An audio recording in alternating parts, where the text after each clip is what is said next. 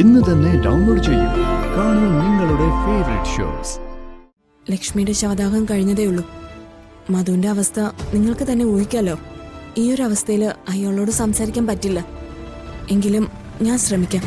പക്ഷേ അനൂപിനെ നിങ്ങൾ അവന്റെ മുന്നിൽ എത്തിച്ചേ പറ്റൂ. മോളെ, അച്ഛനൊട്ടും വയ്യ, കുറച്ചു നേരം ഒന്ന് കിടക്കട്ടെ.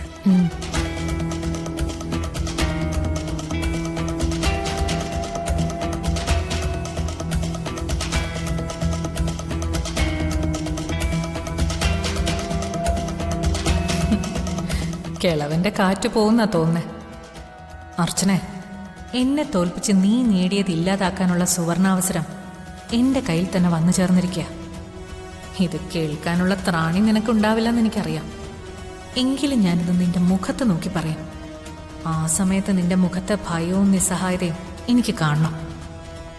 എങ്കിലേ എനിക്കൊരു സമാധാനം വരൂ.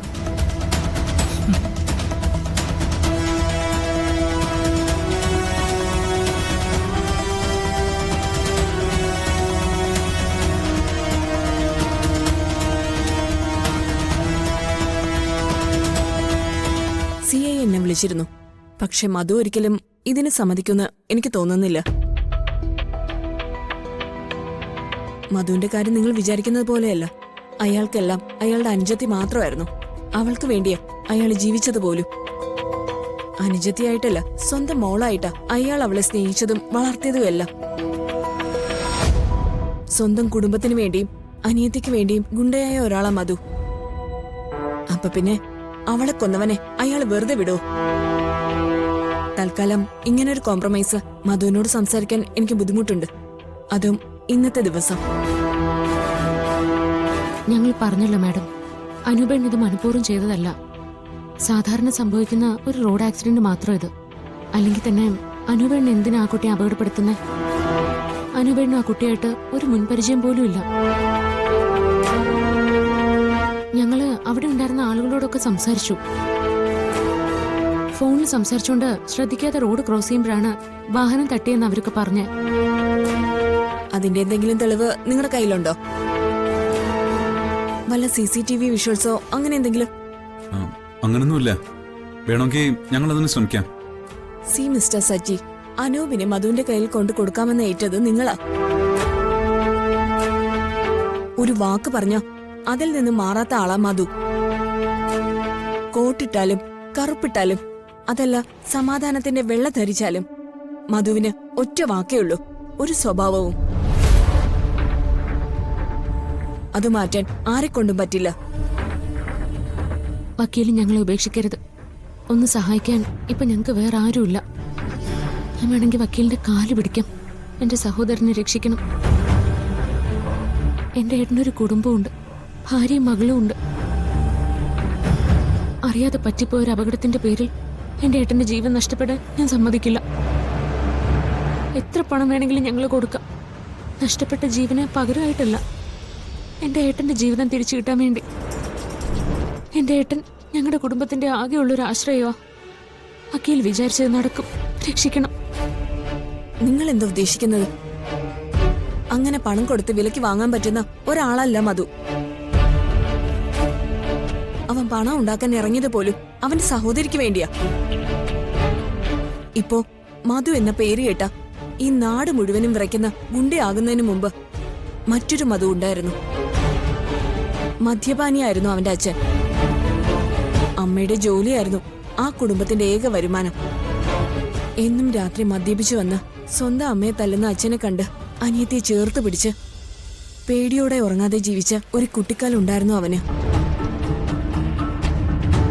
ചേരിയിലെ ചെളിയിലും മഴയിലും അവൻ കൈപിടിച്ച് വളർത്തിയ അനിയത്തിയാ അവള്. ഒരു ദിവസം നേരം വെളുക്കുമ്പോ അവന്റെ അമ്മ എണീറ്റില്ല. ചെന്ന് നോക്കുമ്പോ അവർക്ക് ജീവനില്ലായിരുന്നു.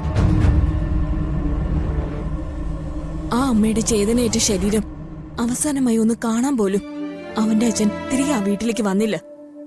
ഇന്ന് വരെ ആ അച്ഛനെ അവര് കണ്ടിട്ടില്ല. പിന്നെ അയാളെ അന്വേഷിച്ചുള്ള അലച്ചിലായിരുന്നു അവന്. എന്തിനാന്നറിയോ? കയ്യിൽ കിട്ടിയ കൊല്ലാൻ. പിന്നീടെപ്പോഴോ അയാൾ മരിച്ചോന്നറിയാൻ കഴിഞ്ഞു. അന്നു മുതൽ കാക്കയ്ക്കും പരുതനും കൊടുക്കാതെ ഊണിലും ഉറക്കത്തിലും സ്വന്തം അനിയത്തെ ചേർത്ത് പിടിച്ച് നടന്നവനാ ചെങ്കൽ മധു. അവൻ ഗുണ്ടയായതുപോലും അവൾക്ക് വേണ്ടിയാ. അവളെ കൊന്നവന് വേണ്ടി കോംപ്രമൈസ് പറഞ്ഞോണ്ട് ഞാൻ എങ്ങനെ മധുവിന്റെ മുന്നിൽ ചെല്ലും? വക്കീല് പറഞ്ഞൊക്കെ ശരിയാണ്. പക്ഷേ സ്വന്തം അനിയത്തോട് ഇത്ര സ്നേഹമുള്ള ഒരാൾക്ക് നിരപരാധിയായ ഒരാളുടെ ജീവനെടുക്കാൻ എങ്ങനെ സാധിക്കും? ഞാൻ അനൂപേട്ടനെ കൊണ്ടു കൊടുക്കാന്ന് പറഞ്ഞത് മനഃപൂർവ്വം തന്നെയാ. അതെന്തിനാണെന്നറിയോ? എന്റെ ഭാര്യ മക്കളെ രക്ഷിക്കാൻ. അതല്ലാതെ മറ്റൊരു മാർഗം എന്റെ മുന്നിൽ ഇല്ലായിരുന്നു. ഇതുപോലൊരു ക്രിമിനൽ എന്റെ ഭാര്യയുടെ ജീവൻ കയ്യിൽ വെച്ച് ഭീഷണിപ്പെടുത്തുമ്പോ ഒരു ഭർത്താവെന്ന നിലയിൽ അവളെ രക്ഷിക്കാൻ ഞാൻ പിന്നെ എന്ത് ചെയ്യണം? സ്വന്തം ഭാര്യയുടെയും കുഞ്ഞുങ്ങളുടെയും ജീവൻ രക്ഷിക്കാൻ പറ്റിയില്ലെങ്കിൽ പിന്നെ ഞാൻ ജീവിച്ചിരുന്നിട്ട് കാര്യമുണ്ടോ? അവരെ രക്ഷപ്പെടുത്തിയിട്ട് മധുവുമായിട്ട് ഒരു കോംപ്രമൈസ് സംസാരിക്കാന്നാ ഞാൻ വിചാരിച്ചത്. ആരെ മനഃപൂർവ്വം ദ്രോഹിക്കുന്ന ആളല്ല ഞങ്ങള്. നെല്ലിശ്ശേരിയിലെ സേതുമാധവനെയും കുടുംബത്തെയും കുറിച്ച് അന്വേഷിച്ചാൽ നിങ്ങൾക്ക് മനസ്സിലാവും. എന്തൊക്കെ സംഭവിച്ചാലും അനൂപേട്ടനെ മധുവിന്റെ മുമ്പിൽ കൊണ്ടുകൊടുക്കാൻ എന്നെ കൊണ്ട് പറ്റില്ല. വക്കീൽ എങ്ങനെയെങ്കിലും ഞങ്ങളെ ഒന്ന് സഹായിക്കണം. ഇന്ന് ലക്ഷ്മിയുടെ ശവദാഹം കഴിഞ്ഞതേ ഉള്ളൂ. മധുവിന്റെ അവസ്ഥ നിങ്ങൾക്ക് തന്നെ ഊഹിക്കാലോ. ഈ ഒരു അവസ്ഥയിൽ അയാളോട് സംസാരിക്കാൻ പറ്റില്ല. എങ്കിലും ഞാൻ ശ്രമിക്കാം. പക്ഷേ അനൂപിനെ നിങ്ങൾ അവന്റെ മുന്നിൽ എത്തിച്ചേ പറ്റൂ. ആ സമയത്ത് ഞാൻ എന്തെങ്കിലും പറഞ്ഞ് കോംപ്രമൈസിന് ശ്രമിക്കാം. കാര്യങ്ങൾ പറഞ്ഞ് മനസ്സിലാക്കാൻ നോക്കാം. അതല്ലാതെ വേറെ ഒരു വഴി ഞാൻ കാണുന്നില്ല. ഞങ്ങളെ കൈവിടരുത്. നിങ്ങൾക്കൊരു കുടുംബം ഉണ്ടാവുമല്ലോ. അവർക്കൊരു അപകടം വന്നാ നിങ്ങൾ അവരെ രക്ഷിക്കാൻ ശ്രമിക്കില്ലേ? അത് ഓർത്തിട്ടെങ്കിലും ഞങ്ങളെ ഒന്ന് രക്ഷിക്കണം. സംസാരിക്കാൻ ശ്രമിക്കാന്നല്ലാതെ എനിക്കൊരു ഉറപ്പും പറയാൻ പറ്റില്ല. നിങ്ങളിപ്പോ പൊയ്ക്കോ. എനിക്കിപ്പോ വേറൊരു മീറ്റിംഗ് ഉണ്ട്.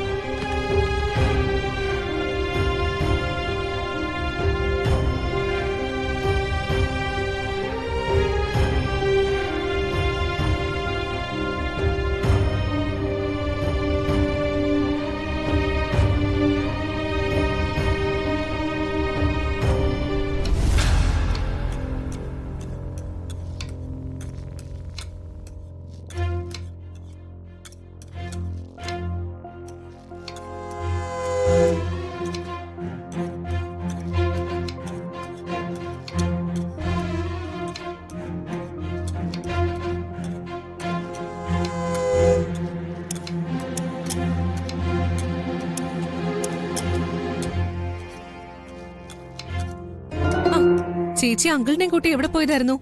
ഹോസ്പിറ്റലിൽ പോയതായിരുന്നോ? അല്ല, ഞങ്ങളൊരു ജോത്സ്യനെ കാണാൻ പോയതാ. ജോൾസിനെ കാണാനോ? എന്നിട്ട് പറഞ്ഞില്ലല്ലോ. നിങ്ങൾ പറഞ്ഞിട്ടല്ലേ ഞാൻ അച്ഛനെ കൊണ്ട് ജോത്സ്യനെ കാണാൻ പോയത്. ജോൾസിനെ കാണുന്ന കാര്യം അച്ഛനോട് പറയാന്നല്ലാതെ പോകാൻ തീരുമാനിച്ച കാര്യം അവന്റെ അടുത്ത് ഞങ്ങളോട് ആരോടും പറഞ്ഞില്ലല്ലോ.